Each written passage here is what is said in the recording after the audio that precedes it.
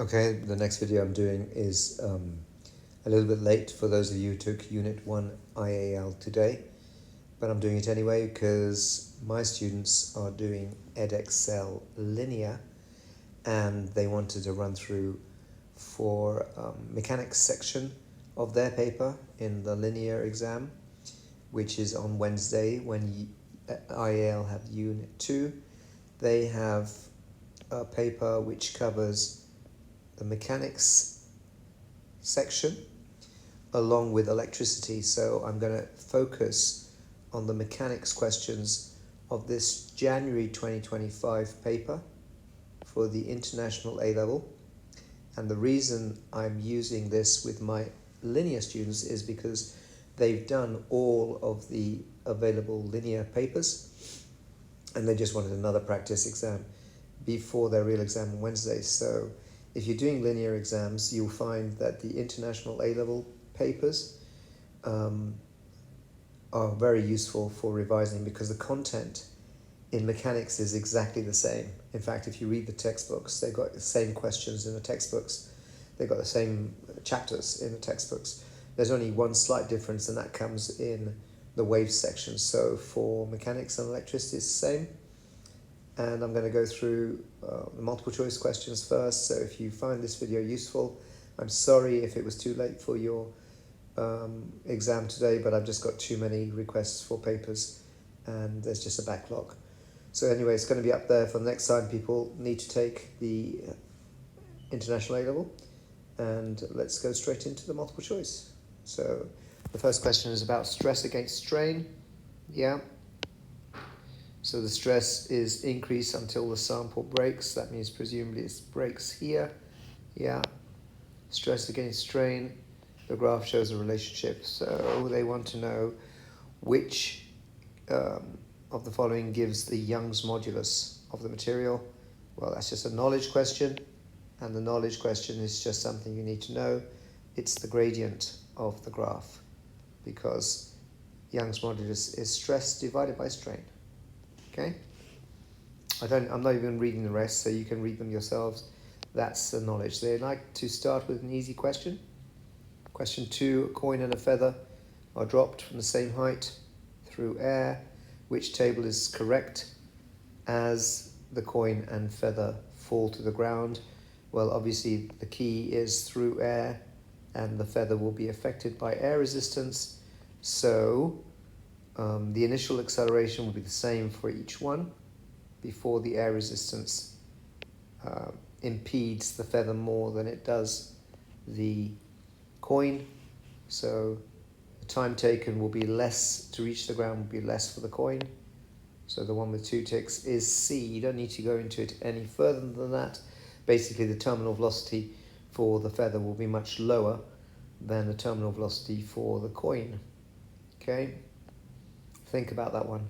Now this is about scalars and vectors. Which row is correct for acceleration and work done? Well, acceleration has direction, so it's a vector. So it's got to be C or D. Work done is energy used, so it's a scalar. Yeah, so C. Question 4. Okay, once again, if you're my students who are preparing for the Edexcel exam on linear and exam on Wednesday, don't watch this video till you've tried the practice exam I gave you and then use this to go through the answers. So the spring is stretched beyond its elastic limit. That means it's reached plastic behavior and the spring does not return to its original length. You can go through the other answers and work out for yourself that it cannot be correct. Okay, I'm not going to go through them. I'm sure you can manage it. An aeroplane lands on a runway at time 0, so there's time 0, and then decelerates. So the deceleration starts here, velocity will decrease over time. Yeah. Which of the following does the shaded area of the graph represent? Well, if it's deceleration is meters per second squared against time, multiplying a meters per second quantity, meters per second squared quantity by seconds, so the area will be in meters per second, and in time it's how much did the velocity change by, and obviously the longer the time is, the more the velocity change. So this will be a velocity change.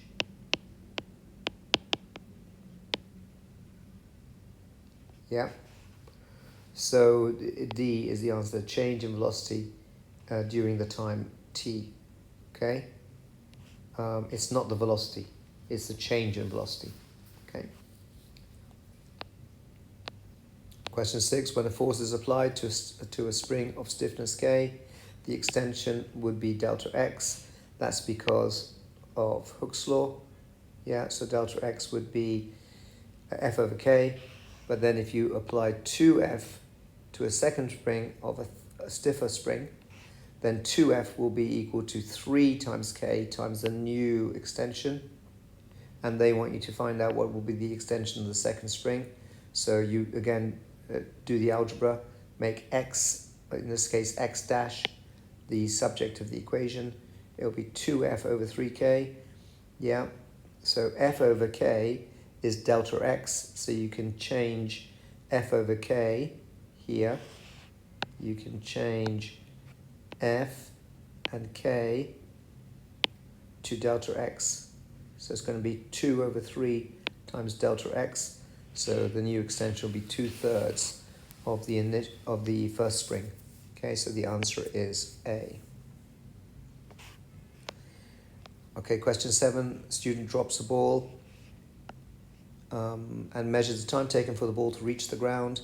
He repeats this for different heights. So different heights will be S in SUVAT. He uses a graphical method. That means he's going to vary S to determine a value for G. So this is the core practical that you did, dropping things in the gravitational field. Yeah, it's the first core practical.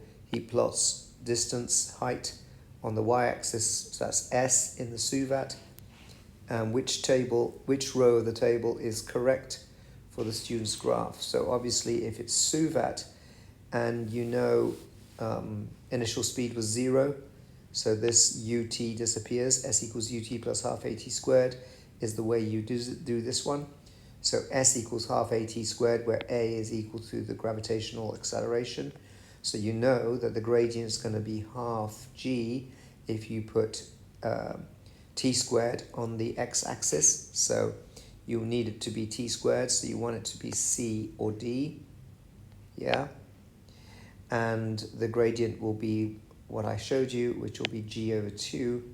So it has to be C. There's the multiple choice mark scheme. Let you stop the video where you need to. Okay. The velocity time graph for a train journey is shown. When I first looked at it, I couldn't see that the line continued here after it went down. So I traced it over for clarity in red.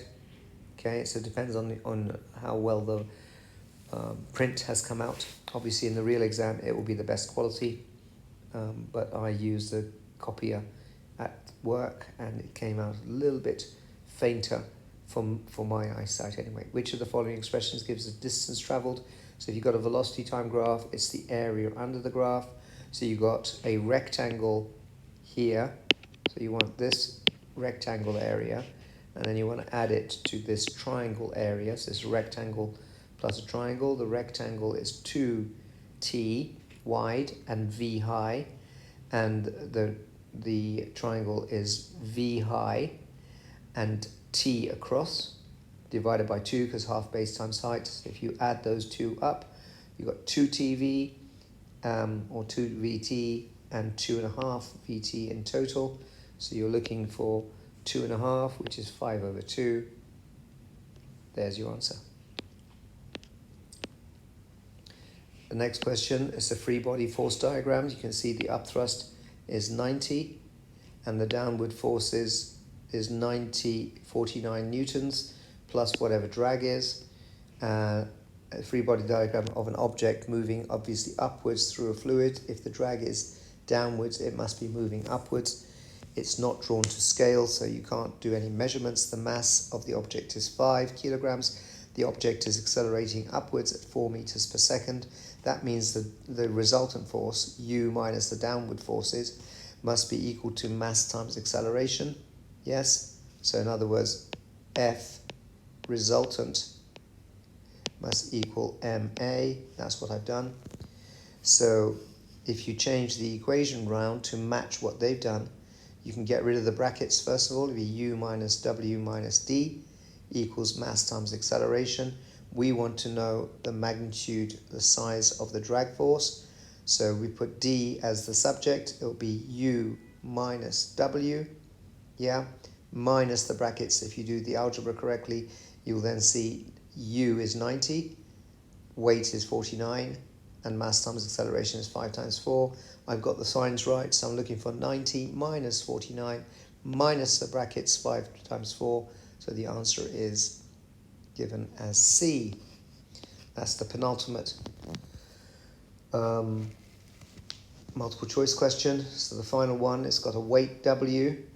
Yeah, the traffic lights weigh W, suspended by 2 wires. So the 2 wires are at angles theta to the horizontal. Yeah, both sides. The tension is obviously holding it up at the 2 supports. Which of the following expressions gives the tension? Well, basically you're resolving vertically. So you want to go up and down. So when you're resolving vertically, W down must be equal to the 2 tensions. Component vertical of the 2 tensions is going to be T times sine theta. If you go away from the angle, this is the component vertically of each T, yeah? So it's going to be sine theta of that, or cos of this angle, yeah? So it's 2t sine theta is W. You want T to be W over 2 sine theta, so you're looking for the answer that looks like that. The answer is B, and that's the end of the multiple choice. Okay, there's the last 3 of the multiple choice questions. If you found it useful, don't forget to show your appreciation each time. It really is a lot of work to run through these, and the way YouTube works is if you don't have likes or shares, you don't get enough subscribers. We're over 1,200 subscribers. The channel's been running for just a year and a half, and thank you for everyone who's been supporting it. I'm getting positive feedback, so I'm continuing to do them. The more likes, shares, and subscribers I get, the more videos I do, and I do it based on the ones that get the most likes and shares.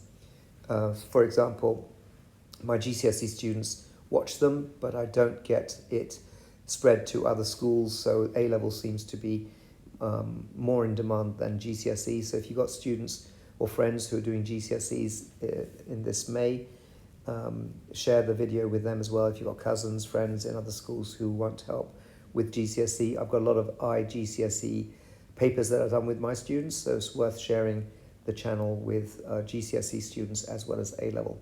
Okay, initially I started the channel with A-level run-throughs. Okay, so here we have a question where the mass of the car is given.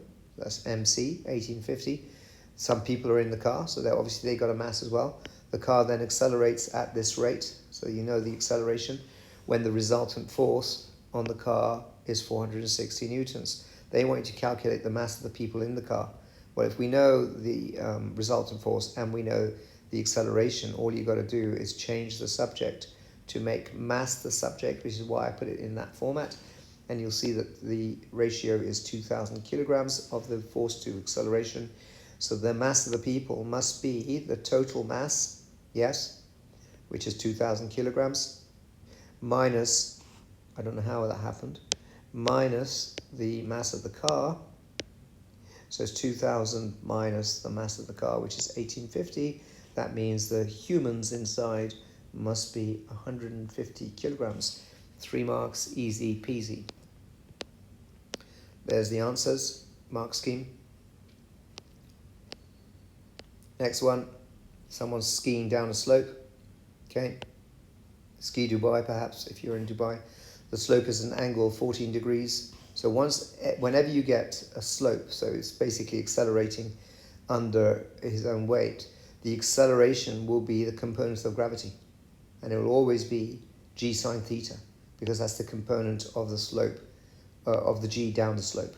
Okay, so basically g is trying to pull the person down, yeah, but the amount of it going down the slope would be cos of the 86, or sine, so there'll be 86 degrees there. So you can either put cos of 86, but they tend to give the angle to the horizontal.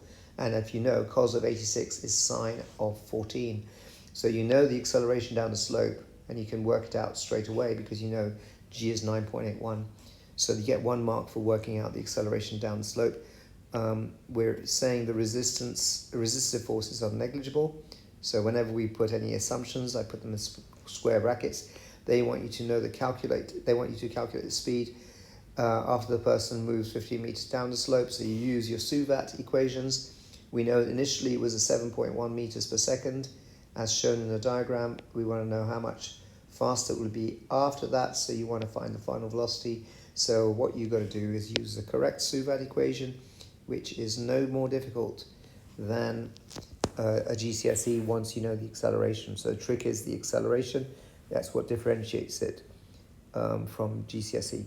So once you put in u squared plus 2as, you get about 122, but you have to square root that, don't forget, easily done. It's about 11, just over, because 11 is 121. So it's two significant figures. We don't need the decimal place. There's another 3 marks. And there is the mark scheme.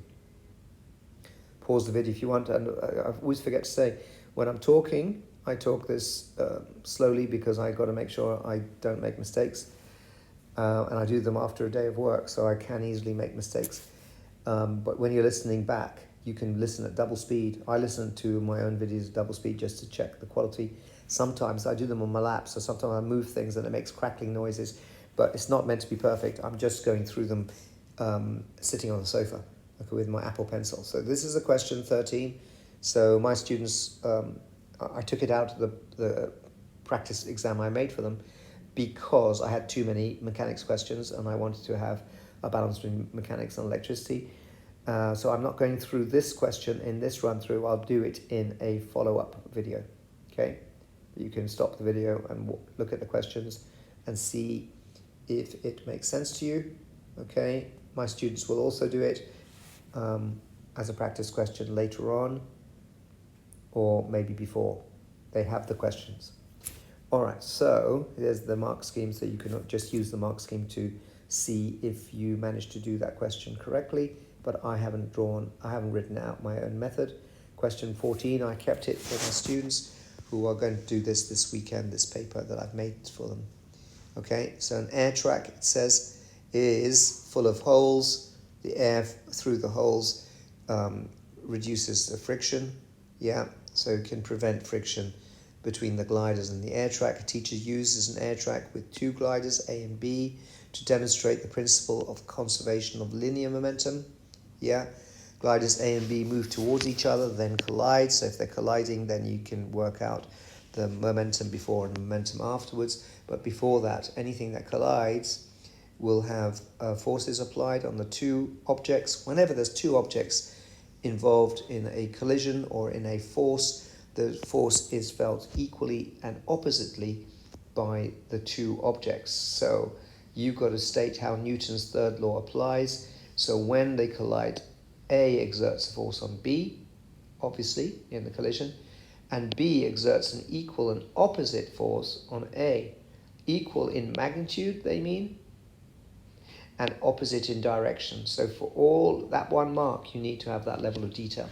So my GCSE students now know, because I've said it so many times, you need depth, detail, and clarity in your answers. Yeah? And no its, no theys. You always say what you're talking about.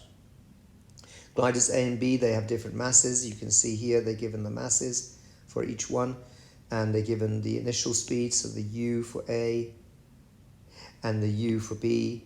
So normally in maths, anything to the right is positive, anything to the left is negative, moving to the left.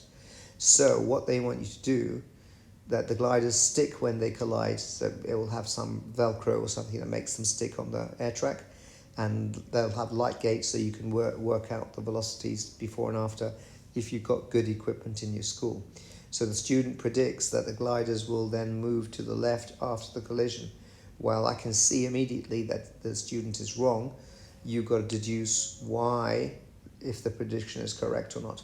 Well, it's incorrect because we know that the glider A has a slightly lower mass, but 3 times the velocity. Glider B has a slightly higher mass, but only a third of the velocity. So you can see that glider A has more momentum than glider B. So which one will win? Glider A. So how can you prove it? You've got to work out the total momentum to the right beforehand. Yeah. So the mass of A times the U velocity initial of A, you get a value of 0.048 kilogram meters per second. That's to the right, so that's the total momentum to the right. I think this is the easiest way of doing it. You then work out the total momentum to the left, which is from the glider B, and you multiply them together. You'll see that the magnitude of the momentum to the left is less than 50% of to the right. So since the total initial momentum to the right is greater than the total initial momentum to the left, the prediction is wrong. Okay? So the total momentum since the total momentum must be conserved, yes, this is not in the question, but since the total momentum must be conserved, you can say the final momentum will be to the right, not to the left. Okay? So the conclusion is definitely wrong. There's another 4 marks done. Yeah. So one is for calculating any momentum, just to prove that you know what momentum is. One's for doing proving that the right is more than the left, and then one for writing the conclusion is the prediction is wrong. There is the mark scheme. I'll let you stop the video. Remember to like, share and subscribe if you can, please, because it really helps with getting enough subscribers to make it worth my time. Okay, question 15. I gave this as a practice question to my students, but I'm not using it for the run-through that they're doing as a timed exam. So I'm not going to go through this question now. It's a good question. Yeah, and they're going to use it for a practice. Okay, it's a 7 marker.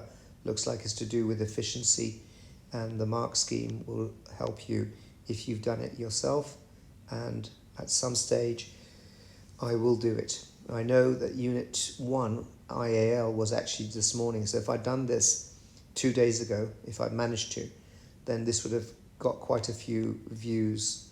Unfortunately, I missed out on that, and so did you if you were preparing.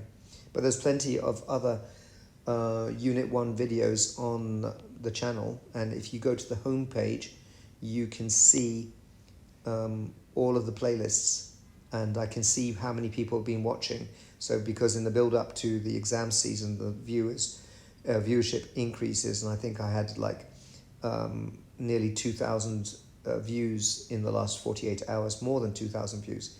So thank you very much for watching and subscribing. More videos on the way. Someone in the last video asked if I could do an A-level linear paper. I think there may be some A-level linear papers in the playlist. So you've got to go to the home page, look for playlists, and have a look for what you're looking for. Okay? It's not going to just come up in your stream. Okay? So do that, and I'm going to upload another A-level linear. That means not AS level, so year 13 content. Probably on Tuesday. Alright, so this is another question which I'm not running through in this video because I had too many mechanics questions for my students, and I wanted to get a balance between mechanics and electricity for them, because that's the exam that they have to take in the linear on Wednesday. So we're concentrating on a 50-50 split between mechanics and electricity practice. So there, you can stop the video, read through it. If you've done this paper, you can just have a look at the mark scheme, and hopefully that will help you with your own answers. Okay. Question 17, I also didn't go through it because I think it's got a bit of materials in there, and I'll probably do the run through again in early next week. Okay. Monday maybe. So you can see there's one on Monday, I've got to do one on Tuesday, and that's quite a lot to get through. I also work full-time. Okay, next question, 17. There's the mark scheme for it. Okay, so it's got a bit of materials in there.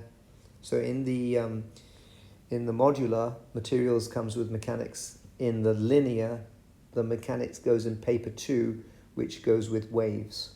Okay, slightly different style, contents exactly the same, slight difference in the waves section, where linear also have to do lenses and in their optics chapters, whereas modular do not need to cover lenses. This question I included because my students love doing scale drawing vector diagrams, don't you? Okay, so a small remotely controlled submarine, is used to explore the sea. Okay, the engine of the submarine produced a horizontal force of 70 newtons. So this is the engine force to the left. The drag force, for whatever reason, was 43 newtons at an angle of 25 degrees this way. 25 degrees to the horizontal against the engine. So they want you to determine the resultant force of these two forces combined by drawing a scaled vector diagram. So my students have done so many of these, hopefully they won't get it wrong. So you got to draw it to scale. So for example, if you're doing 70 newtons, you could do 1 centimeter for each. You could do 1 centimeter for each 10 newtons. So let's do it in what color? Blue. So 7 centimeters, there you go. 2, 3, 4, 5, 6, 7. But I should have drawn the arrow on it. So 7 centimeters going this way. That's the 7 centimeters that way. Then I want 43 newtons at 25 degrees. So obviously, this is quite clever. The Apple iPad allows you to get it exactly to 25 degrees. I'm assuming that is 25 degrees. So I want 43 newtons. So I need to go across. I'm using a thick pen. 1, 2, 3, 4. That's about 43 newtons. So if I do that, and this is 25 degrees, now you'd have to do it more accurately than me. Then we know the two vectors are then, so one goes downwards at 25 degrees and one's gone across. So we started from, this was the start point. The start was here and the finish was here. So the resultant will be from here to here, and that is the resultant force.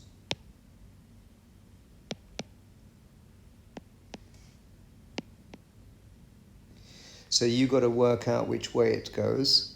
So the green is the resultant force by drawing a scale diagram. So I think I did it quite well, considering I'm not very good with Apple pencils and stuff. So once you've done that, you can measure with the rulers, see if I can do it. I'm getting impressed with my IT skills.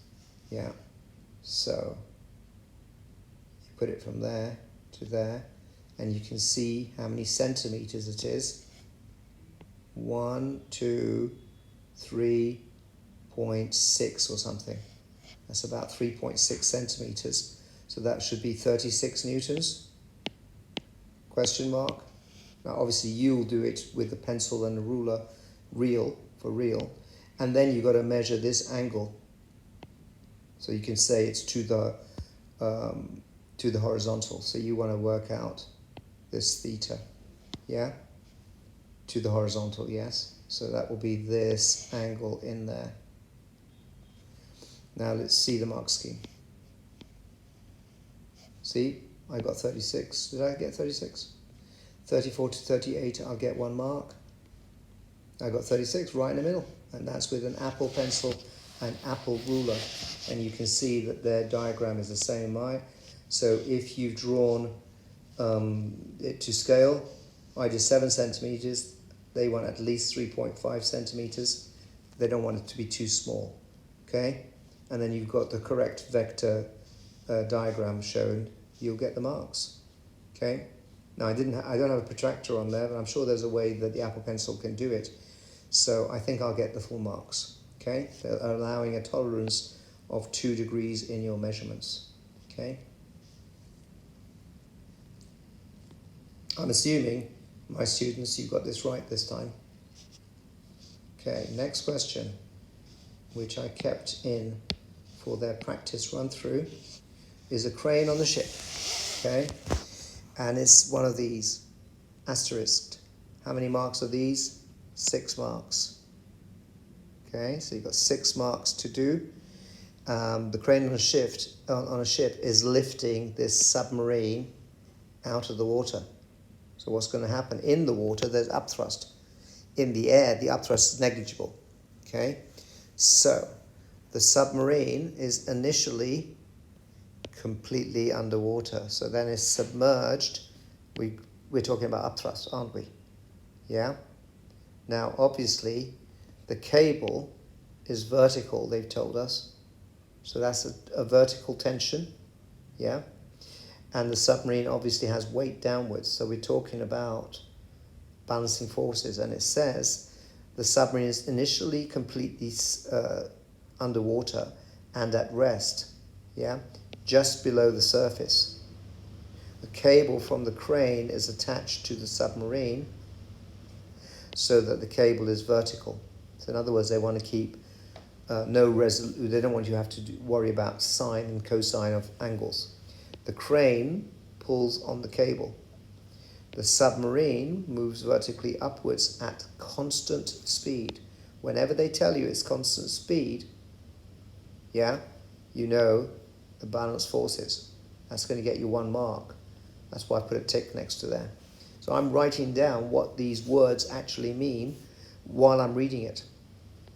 So it moves at constant speed until the submarine is out of the water as shown in the diagram.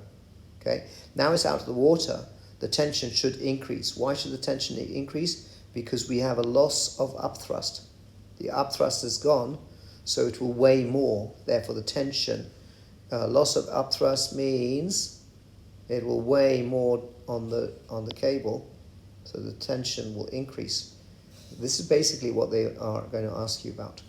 Explain how the tension in the cable changes as the submarine moves from below the surface of the water to being completely out of the water. So I've already answered the question before they've asked me it. Yes? So from below, when it's below, that's what you got. Tension equals the weight minus the upthrust. Yeah, so tension is not the full weight of the submarine. Yeah, because the upthrust is also helping the tension be smaller. And then, but when it's completely submerged, completely out of the water, yeah, the upthrust is basically gone. There's no more upthrust due to water, so I put H2O there. Yeah, why? I put Y because it's no longer displacing its own volume of H2O. It's now got upthrust only due to air. And obviously air is so light that the upthrust can be negligible. So negligible upthrust.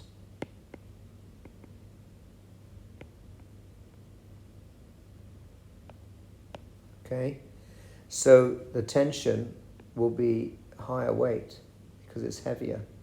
Yeah, if it's heavier, you're going to go back to Newton's first law. So tension's going to go up. That will get you marks. So where I put the ticks is that's the kind of thing you've got to be able to put in your 6 marker to get the marks. So again, you're going to have balance forces because it says it's going at constant speed. So I can see 1, 2, 3, 4 ticks, one black tick here, 5 ticks. So I put red ticks when I've written in black and black ticks when I've written in red. And 6 ticks, you can see there's another one here. Yeah. So I think I've got the 6 marks, except I've done it speaking to you, and I've just made bullet points or notes to help you understand the question. So look at the mark scheme. Again, remember your answer shows coherent and logical structure, which my explanation did. You'll get 2 marks if you can explain it like I spoke it. And here's the content they want to see that you've included. And if you include all those points, you will get the 6 marks. Hope that makes sense. And you'll notice the way I was reading the question, I was already predicting what they were going to ask. Okay? And that's the way, Devon in particular, you need to start reading these questions. Question 19, projectiles. So, scientists launch a projectile from a mountaintop. Okay? Here's the launch site. It's 2 kilometers above sea level. All right, so it's already got a height of 2 kilometers above sea level. The projectile initially moved with a speed of 500 meters per second at an angle of 22 degrees to the horizontal. Okay, so you immediately know you can work out u vertical as u sine 22, because it's going away from the angle, so it would be u sine 22, and u cos 22 gives you the horizontal component of the velocity. And it says a ship is 15 kilometers away from the launch site, and luckily the projectile passes over the ship. Okay, now what they want you to do is show that. So show that means prove mathematically, remember, that the projectile was vertically above the ship at about 30 seconds. So they don't want you to use 30 seconds. They want you to come up with 30 seconds using the 15 kilometers and the information given in the diagram. Okay, so we know that we can ignore the effects of air resistance in most of these projectile questions. So we know that the horizontal component of the velocity is constant, and it's u cos 22, as I explained above, and u cos 22 is 464 meters per second. Okay, so the time for the projectile to travel 15 kilometers can be worked out, if you use the equation time is distance over speed, you'll get 32.4 seconds. If you do it accurately to 3 significant figures, which is approximately 30 seconds, and you've answered the question. You've shown that to 1 significant figure, that is 30 seconds after launch, it will have passed over the ship. Okay? Okay. Now they want you to determine the height above sea level of the projectile as it passes over the ship. So they want you to use that 32 seconds that you worked out. And this time they want you to analyze vertical motion. Okay? So in other words, what will the vertical distance be 32 seconds from launch from the original cliff height? Yes? So the acceleration is acting against going up, so it's negative. Should have put meters per second squared. And the vertical velocity, remember, is u sine 22, not u cos 22, because the sine is small, it'll be a smaller component compared to the horizontal. It comes to 187 meters per second squared. Once we do that, we have s, u, a, and t. So you're going to use s equals ut plus half at squared. Yes. Put the numbers in. We got everything apart from the vertical distance. 187 times 32, the time, roughly 32 seconds, minus half at squared. Yes, because a is negative, so it gives you a vertical positive height of 961. So it's going to be 961 meters above the launch height. But they want you to know above the sea level, so be careful. You got to add the 2 kilometers of the cliff height. So height above sea level is the cliff height plus the 961. So that will give you 2,961 to 4 significant figures, or 2.96 kilometers. If you change it to kilometers, to 3 significant figures, But really, we only have data to 2 significant figures in this question, so you could round it up to 2 significant figures. Yeah, so that's another question partly done. Part B, it says a scientist launched several more projectiles. Each projectile was launched at the same speed, but a different angle. As the launch angle was increased from 22 degrees, the horizontal distance traveled before landing increased to a maximum, yeah, and then decreased. So obviously, if you go at the best angle, it'll be like that. It'll probably be 45 degrees. If the angle's too large, it will go up more, but it won't go so far.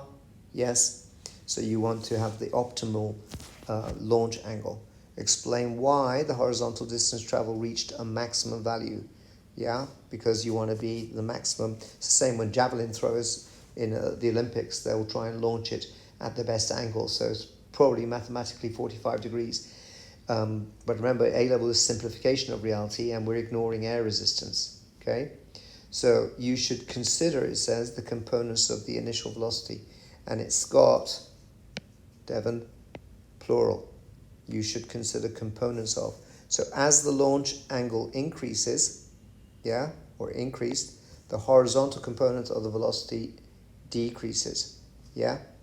Because obviously if the angle is higher, the horizontal component will now be cos of a bigger number. Cos of a bigger number is a smaller component if trigonometry, through trigonometry. And the vertical component of the velocity is increased. Yes? So I've included the 2 components, yeah? And then allowing the vertical component being increased allows an increase in flight time.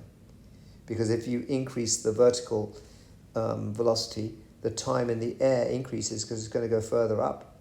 And what goes up has to come back down, and the time to go up is equal to the time to go up, down. So you're basically increasing the flight time. So if you increase the flight time up to the optimal angle, then since the horizontal component of velocity is the horizontal speed times the time, you want to maximize the time in flight. So there will be an optimal angle, probably 45 degrees, yes. Even if there was some air resistance, that will probably be the best, to maximize the horizontal range of the projectile. And these are the 4 marks, and the mark scheme should back that up. Okay, part A, 1, A, 2, you can see, you can stop the video, and there is the 4 marks that I think I have included. Hope that makes sense. That's question 19. Question 20 I didn't do because it looks like it's to do with viscosity, yeah, which would be in materials, and this I'm focusing right now on mechanics, and I did a section of electricity in the previous video that I've uploaded, so go and have a look at that as well. Okay, so student measured the time taken, so that's Stokes' law. I'll do this hopefully before the IAL Unit 2 exam on Wednesday. And that's the end of this run through. Okay, so I hope you found that useful. Let me just show you the mark scheme for that final question for those of you who want to just use the mark scheme to go through this run through on your own.